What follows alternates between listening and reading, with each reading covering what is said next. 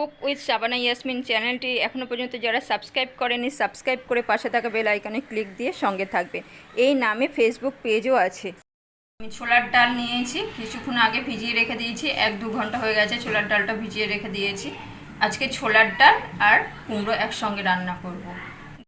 কিছু কুমড়ো কাটা হয়ে গেছে আর কিছু গোটা গোটা আছে এখানে, আর কিছু দেখুন কেটে নিয়েছি। এইভাবে কাটিং করে নেব কুমড়োগুলোকে।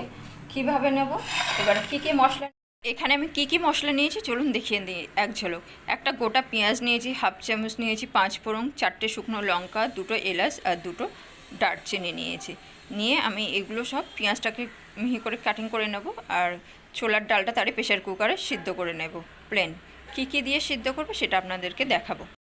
তারপরে 2 টুকরো এলাচ দিয়ে দিলাম, অল্প তেল দিয়ে দিলাম, আর দিয়ে দেব হলুদের গুঁড়ো, দিয়ে জল দিয়ে সিদ্ধ করব। নাড়িয়ে নিয়েছি, দেখতেই পাচ্ছি। এবার জল দিয়ে আমি সিদ্ধ করব। ডালটা তুলে নিয়েছি আমি এখানে সিদ্ধ করে। দেখুন আমি এবারে এই আদা রসুন পেস্ট 1 চামচ দিয়ে দিলাম, আর সেই ডালের এটা দিয়ে দিলাম।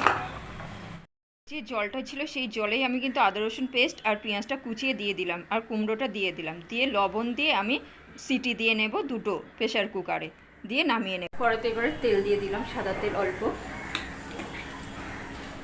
তেলটা গরম হয়ে গেলে আমি এই লঙ্কাগুলো দিয়ে দেব।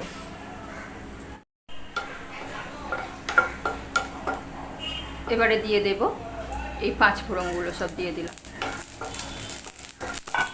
5 ফোড়নে আমি দিয়ে দেব ডাল।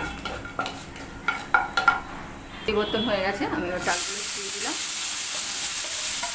কুমড়োটাকে দিয়ে দেবো, সিদ্ধ করে রেখে দিয়েছি সেই কুমড়োটা গোটা দিয়ে দিলাম। মশলা দিয়ে যে কুমড়োটা সিদ্ধ করে নিয়েছি সেই কুমড়োটা দিয়ে দিলাম। দিয়েছিলাম, সেই জলটা শুকিয়ে গেছে।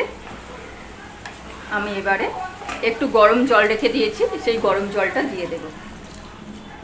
পরিমাণটা কম ছিল ওই জন্য লবণ দিয়ে দিলাম।